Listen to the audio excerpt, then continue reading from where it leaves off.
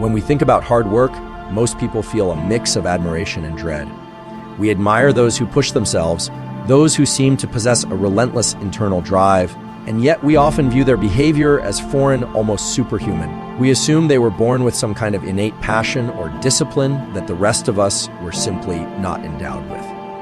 But the reality is different. The capacity to engage in hard work, sustained, focused effort over time is not something you are born with. It's something you can train. Like any other system in the body, the brain can be rewired, optimized, and shaped by the stimuli it's exposed to. And in this case, that stimulus is effort itself. The first step in training your brain to love hard work is understanding how effort and reward are processed neurologically. At the core of this lies a molecule you've probably heard of: dopamine. Dopamine is commonly associated with pleasure, but more accurately, it's the molecule of motivation, anticipation, and pursuit. What's crucial to understand is that dopamine doesn't just spike when you achieve something, it also spikes, and perhaps more powerfully, during the process of working toward a goal. And herein lies the key to transforming your relationship with hard work. Most people mistake dopamine as something that comes at the finish line, when you get the raise, win the medal, cross the marathon's end.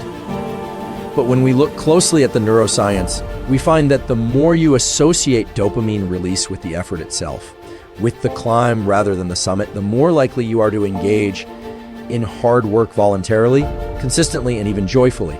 This isn't abstract, it's hardwired. Let me give you a concrete example.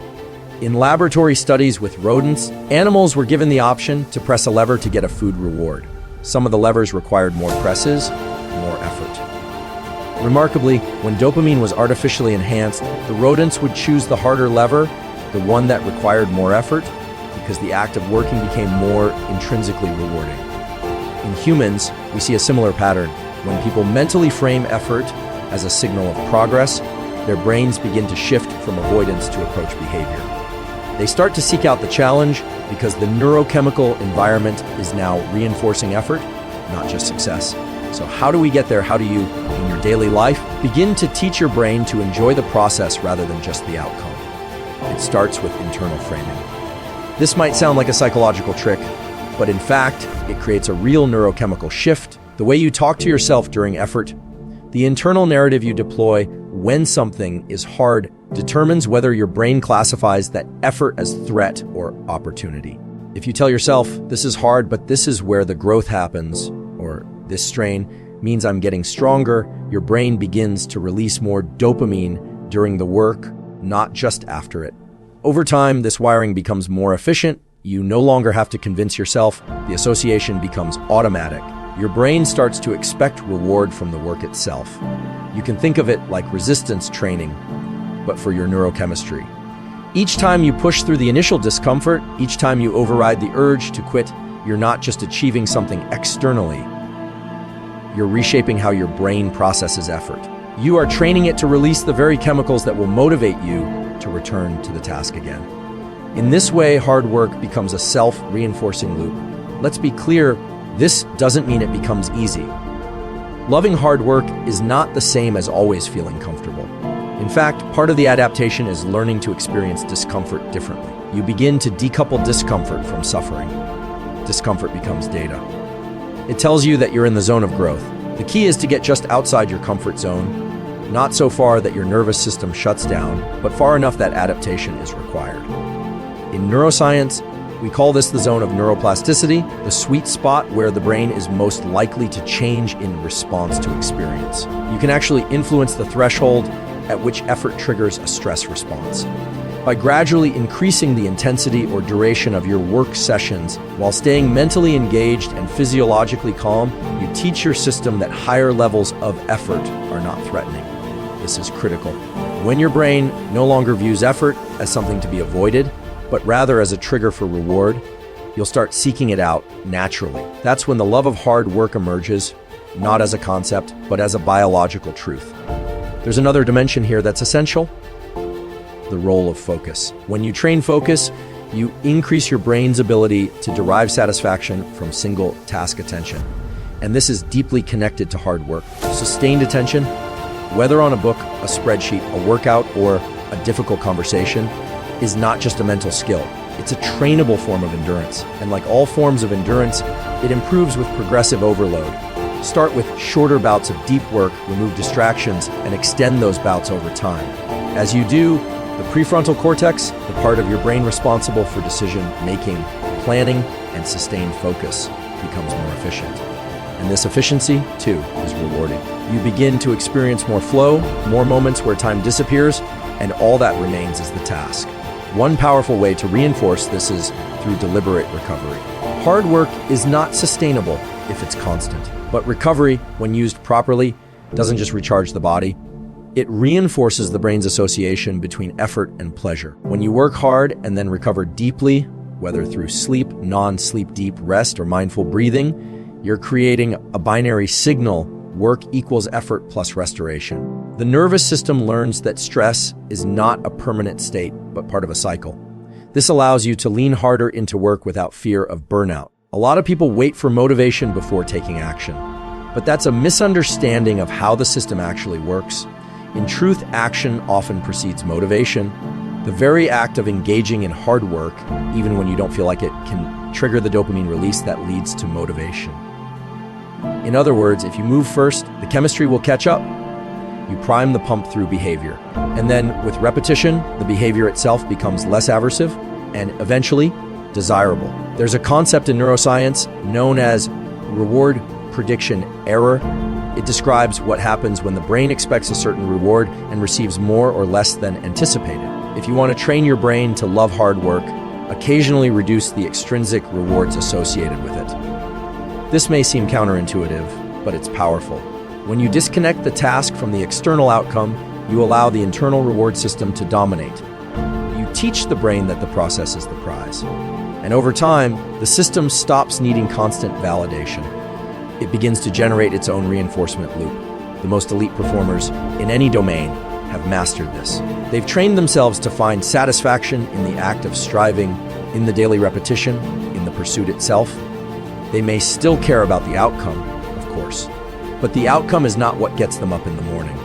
It's the process, the chance to challenge themselves, to improve, to express their potential, that fuels their work. This isn't just motivational fluff, it's deeply biological.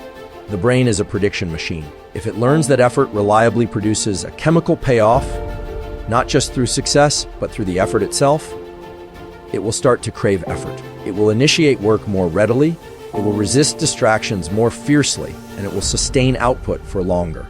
Now, this doesn't happen overnight.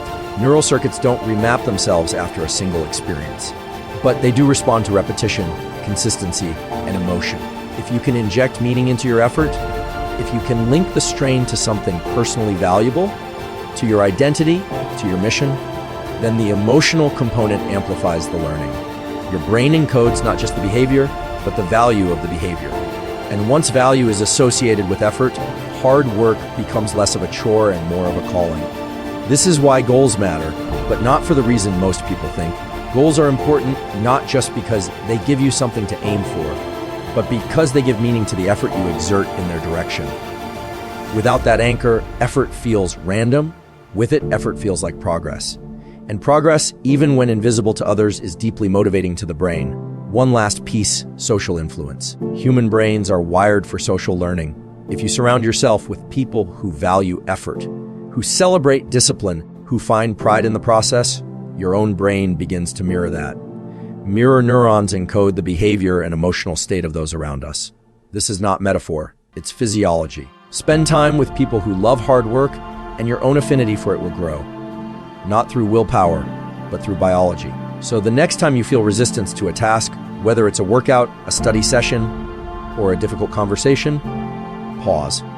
Recognize that this resistance is not a signal to stop. It's a signal that you're entering the zone where real change happens. Embrace that, lean in. Tell yourself this effort is where the reward lies, and trust that your brain will catch up. Because ultimately, loving hard work is not a personality trait, it's a trained response. It's a biological adaptation to a chosen mindset. And once that adaptation takes hold, there is no limit to how far you can go. Not because it gets easier, but because you get stronger. And because your brain, now aligned with your purpose, has learned to love the climb just as much as the view from the top. As you begin this transformation, one of the most powerful tools at your disposal is deliberate exposure to challenge. This does not mean plunging yourself into chaos, but rather intentionally placing yourself in conditions that require effort just beyond your current capacity. This approach is grounded in the principle of hormesis, a biological phenomenon where low doses of stressors stimulate adaptive improvements. When you deliberately engage with challenging tasks, your nervous system doesn't just cope, it upgrades. It develops greater resilience, sharper focus, and stronger circuits for persistence. Every time you repeat this cycle, challenge, effort, small success, or recovery, you're essentially casting a vote in the direction of your future identity. These experiences become embedded not just in memory, but in neural structure. Synaptic connections are strengthened, myelin sheaths around neurons are thickened, and the architecture of your brain changes to reflect your choices. This is not metaphor, this is measurable. Neuroplasticity is not a mysterious force, it's a physical, observable process. The more frequently you activate the pathways associated with perseverance, the more dominant those pathways become. You are quite literally sculpting a brain that prefers effort over ease. You can accelerate this by paying attention to your emotional responses. Emotions are chemical signatures that accompany experience. They tag certain events as meaningful and mark them for retention. When you push through resistance and then reward yourself, not necessarily with something external, but with reflection, with a brief moment of pride, or even with something as simple as saying to yourself, "This is who I am now," you link positive effect to effort. Over time, these emotional reinforcements hardwire the connection. Effort becomes tied not to dread, but to self-respect, and that shift is profound.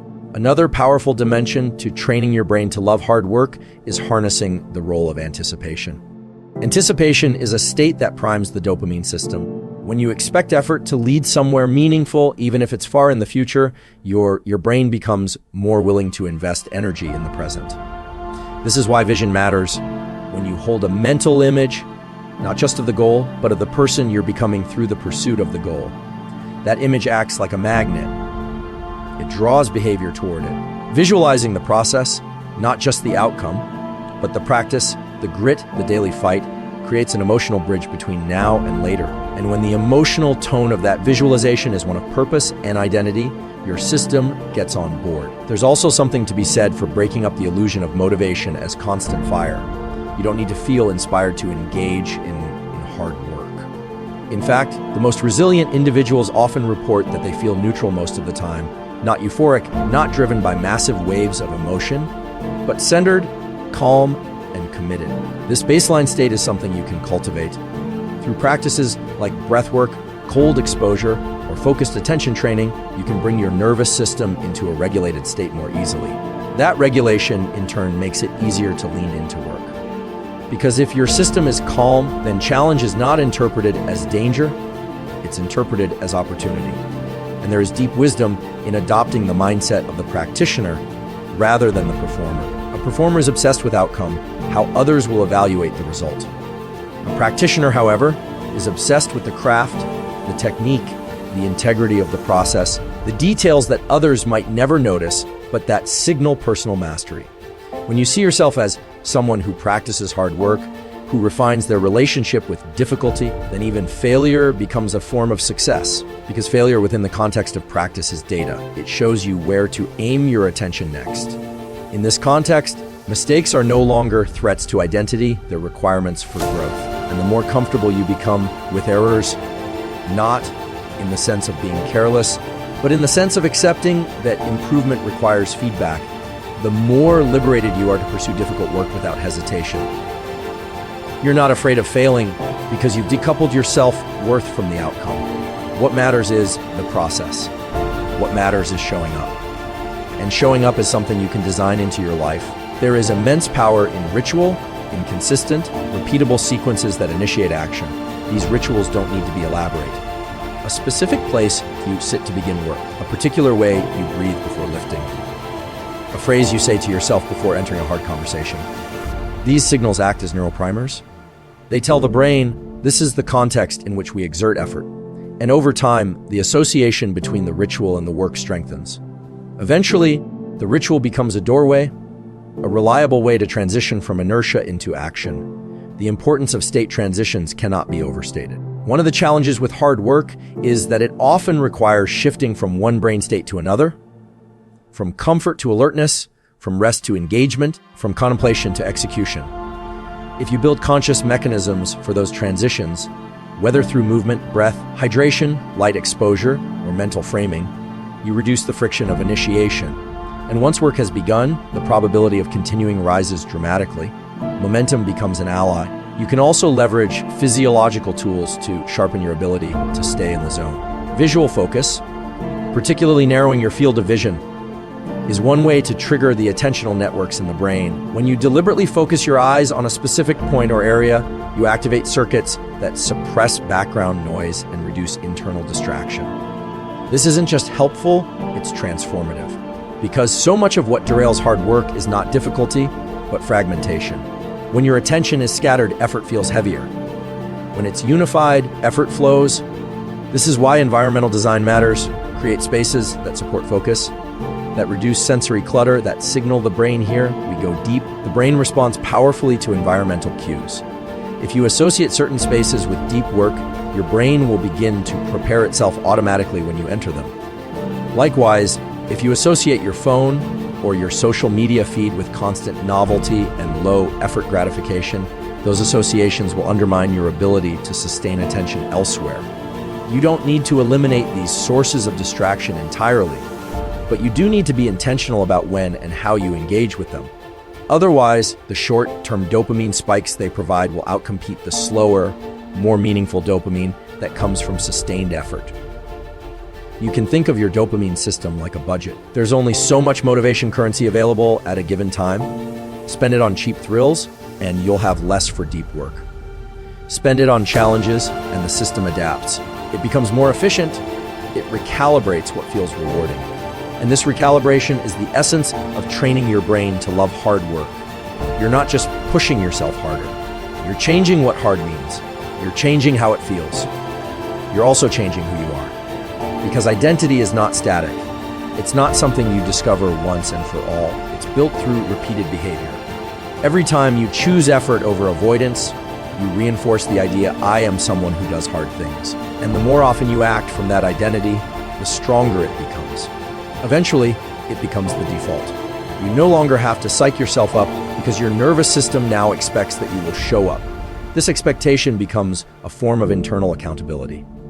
This also helps with a common issue, the plateau. Everyone reaches points in their development where progress slows or seems to stall. What separates those who keep going from those who quit is often not talent, but tolerance. Tolerance for boredom, for repetition, for imperceptible gains. When you train your brain to love hard work, you're building a system that doesn't depend on constant novelty. You're building the ability to fall in love with iteration. And it's iteration, not inspiration, that builds excellence. There is also something deeply grounding in embracing effort as a gift. Most of the time, we see effort as the price we pay to get what we want. But what if effort is itself the reward?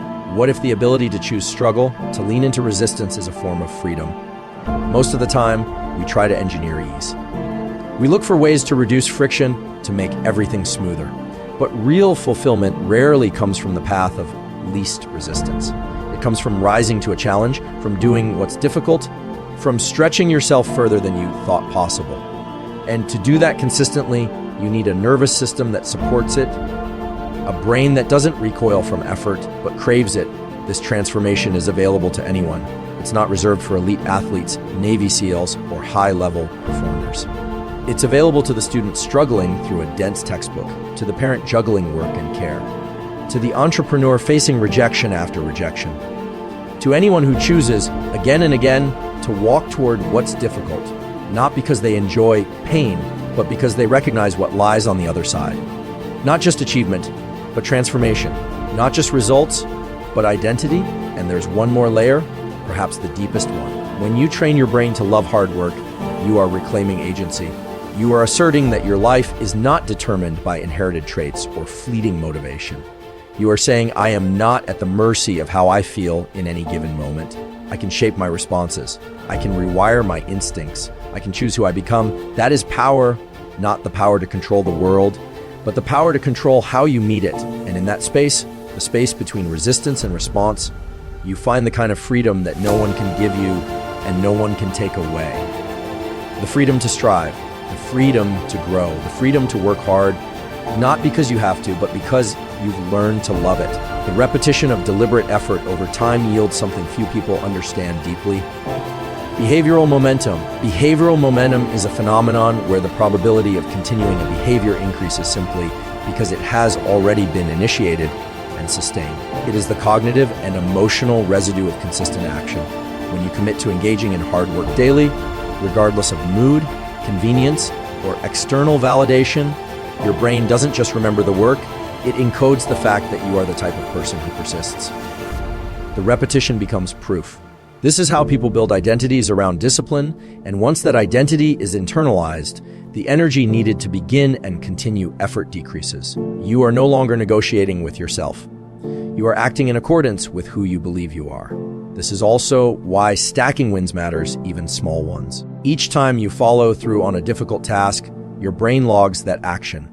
Dopamine is released not just for huge accomplishments, but for every action that aligns with your goals and perceived identity. These micro rewards, accumulated over days and weeks, start to carry real neurological weight. Your system becomes more sensitive to the chemical cues that say, this is good, this is growth, this is forward. That accumulation of positive reinforcement around effort allows you to face increasing challenge without as much inner conflict. It's not that the work becomes less physically demanding, it's that it becomes less psychologically exhausting. This capacity to override internal resistance is also directly tied to the function of the anterior mid-cingulate cortex, a brain region heavily involved in persistence, conflict monitoring, and the willingness to continue exerting control in the face of challenge. Activity in this area increases when people continue trying despite setbacks. Importantly, this region is trainable. People who frequently engage in tasks that push their limits, that test their ability to stay the course without immediate reward, develop more robust function here. The effect is circular. More persistence leads to stronger circuits for persistence, which makes further persistence more likely. So, hard work isn't just about muscular willpower. It's not just about knuckling your way through discomfort. It's about recruiting and reinforcing systems in the brain that are biologically designed to sustain effort when paired with meaningful context and intentional reward mechanisms. When you understand this, you stop viewing difficulty as an obstacle and begin to see it as an opportunity to exercise, quite literally, the systems that enable long-term success. What this implies is that the conditions under which you approach hard work are just as important as the work itself. Start with intention. When you know why you're doing something, even if the immediate payoff isn't clear, your brain finds a framework within which to operate. Purpose amplifies persistence. And this doesn't require a grand existential mission, though that can help. It can be as simple as, I do this to prove to myself that I can, or this is how I build mental resilience. Clarity of intention strengthens the association between effort and value, and your dopamine system becomes tuned not to the result, but to the process of integrity. You can also take advantage of behavioral anchoring. This involves linking effort-based behaviors to already established habits or rhythms in your day. For instance, if you already have a morning routine, layer in 10 minutes of focused deep work before checking your phone. If you always eat lunch around the same time, use the half hour before it as a no interruption grind session. By anchoring high effort behaviors to predictable patterns, you reduce the decision fatigue that often derails hard work. Over time, the effort becomes part of the rhythm, and the brain comes to expect it. Even more powerful is when you begin to seek out effort. This happens when the sensation of exertion itself becomes pleasurable, not because it's easy, but because your nervous system has learned to interpret that strain as progress. We see this frequently in elite athletes, musicians, scientists, and entrepreneurs. They don't just tolerate the grind, they crave it. Their systems are so well tuned to the rhythm of high output and high focus that ease actually creates discomfort. They feel out of sync when they're not striving. And the good news is, this state is replicable. It's not reserved for those at the top of their fields. It's a byproduct of repetition, intensity, and internal reward mechanisms that have been shaped intentionally over time. Another critical but often overlooked factor in learning to love hard work is emotional regulation. The ability to keep your autonomic nervous system in a regulated state while engaging in high-effort tasks is what allows you to stay present and calm under pressure. This doesn't mean being emotionless. It means recognizing emotional arousal for what it is and not letting it hijack your behavior.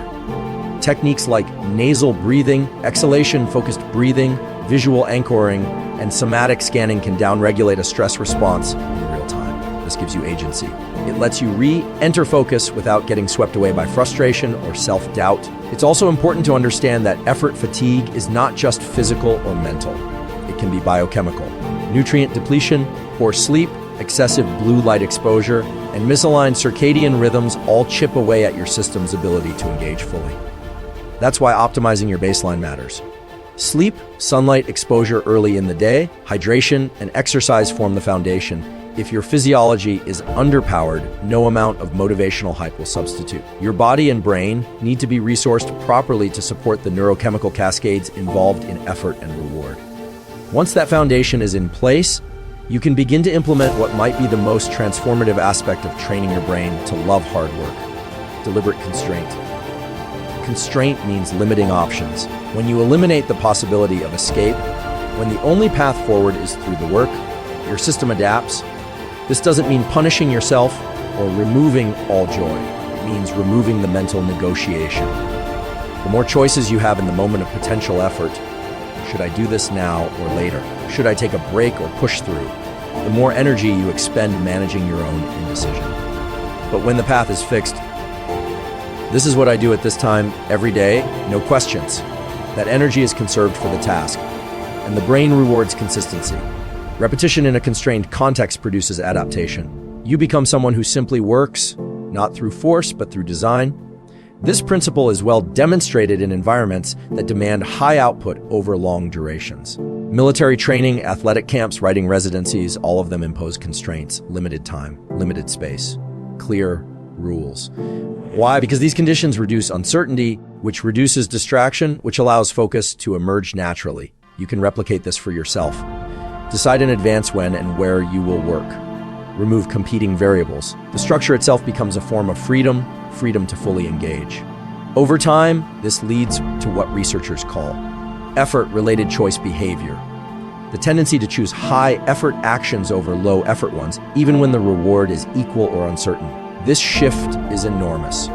When your brain begins to prefer effort, not because it's the fastest path to gratification, but because it is inherently satisfying, you unlock a new level of capacity. Work becomes not something you do to get a break later.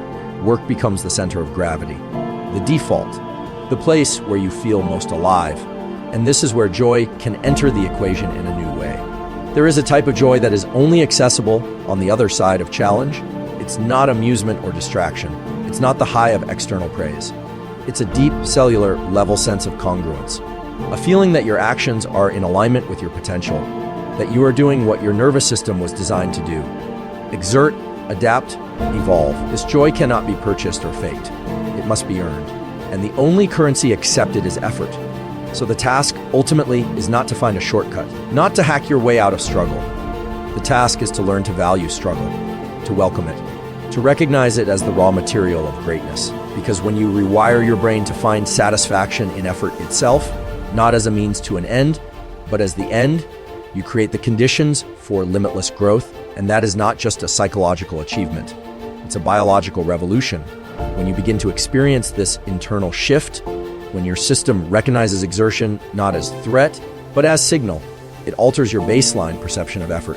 You no longer view it through the narrow lens of how hard is this, but rather, what is this making me become? This shift in interpretive framework fundamentally alters how the brain processes challenge. The insular cortex, which plays a central role in interoception and how we register discomfort, begins to relay a different kind of message. Instead of amplifying the sensation of strain as a reason to stop, it starts flagging it as a marker of significance. This matters, keep going. This matters, adapt. And that adaptation doesn't just manifest in the body, but in perception. The work itself becomes meaningful because the feedback from your own physiology begins to signal it as such. At this point, hard work becomes something more than just a pathway to a result. It becomes a lived experience of self-alignment. One of the greatest predictors of psychological health is the feeling that your actions are congruent with your values. When you train your brain to pursue effort willingly, to find satisfaction in the process of becoming through doing, you eliminate the dissonance that corrodes internal stability. You are no longer caught between what you wish you were doing and what you're actually doing.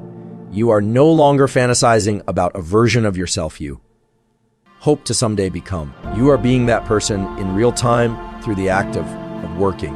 This internal coherence generates momentum of a new kind. It's not the frantic sprint of early ambition, but the steady, cumulative force of deeply rooted drive. And from a biological perspective, this makes sense. The prefrontal cortex, responsible for long-term planning, goal maintenance, and inhibitory control, becomes more efficient when aligned with consistent action. Neural circuits strengthen. Decision pathways get pruned and streamlined.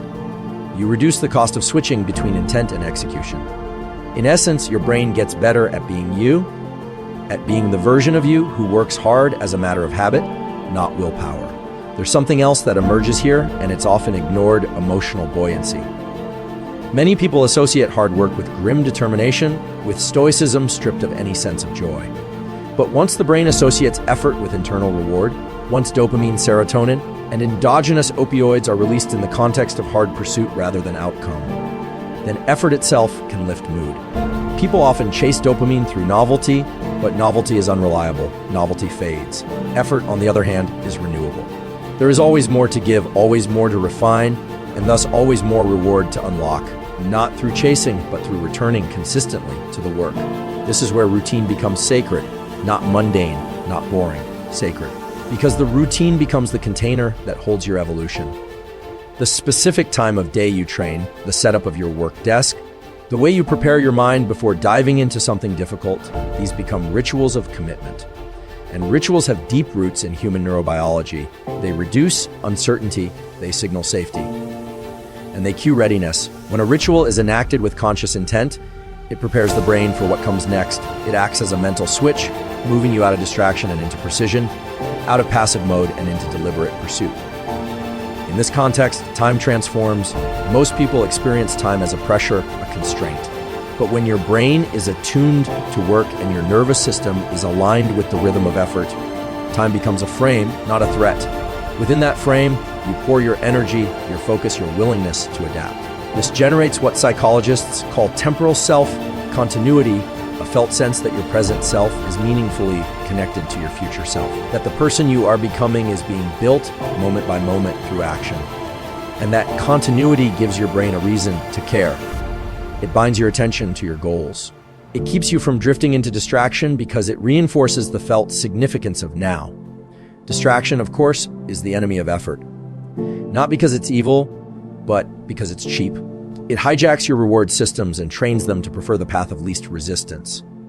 The more you indulge in impulsive, high-stimulation, low-friction behavior, scrolling, checking, toggling, the more you desensitize your dopamine pathways to slow-building reward. That means even if you sit down to do deep, meaningful work, your nervous system might not register it as important. It might not release the neurochemicals needed to sustain that work. Not because the work isn't worthy, but because your brain's tuning is off. That's why part of training your brain to love hard work involves creating an environment that protects deep focus. This isn't just about blocking noise or turning off notifications. It's about signaling to your entire physiology that you're entering a zone of meaning. That zone, once established, allows for what researchers call neural entrainment, a phenomenon where brain waves begin to synchronize with patterns of external rhythm and internal intent. When you work consistently in the same place at the same time with the same cues, your brain begins to prepare for that state automatically. Attention deepens more quickly. Distractions are filtered more efficiently, and the work begins to carry its own inertia. There's another dimension to this: social modeling. We are wired to imitate the emotional tone and behavioral patterns of those we observe frequently. This means your brain is not only shaped by your own behavior, but by the behavior of those around you. If your environment is saturated with people who treat effort as pain, who complain about struggle, who avoid discomfort at all costs, your mirror neurons will internalize that aversion. But if you surround yourself with those who treat effort as currency, who value growth over ease, your system learns to do the same. This is not motivational theory, it is evolutionary neurobiology we learn by watching, so be deliberate about what you watch and who you let close. Equally important is the language you use internally. The phrases you say to yourself when you encounter resistance are not neutral. They form cognitive scripts, repeating thought patterns that become automatic responses. If your internal monologue is laced with doubt, fatigue, or resentment when effort is required, your limbic system will associate hard work with threat. But if you prime yourself with language that normalizes struggle, that frames pain as part of progress, that reminds you of the why, your brain begins to adopt a different posture. It no longer flinches when effort is demanded, it leans in. And leaning in, when it becomes the norm, builds a profound kind of confidence, not based on talent or achievement, but on reliability. You begin to trust yourself. Because you've seen over and over again that you show up, that you don't flee the work, that you don't back down in the face of difficulty. This internal reliability creates what's known in psychology as self-efficacy, the belief that you can produce results through your own effort. High self-efficacy is one of the strongest predictors of resilience, motivation, and long-term goal attainment.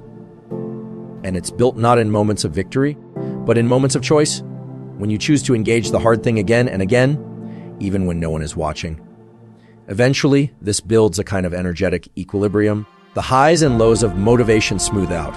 You no longer chase spikes of inspiration or collapse under waves of doubt. You operate from a steady current, a regulated baseline from which effort flows naturally. This is the state that elite performers live in.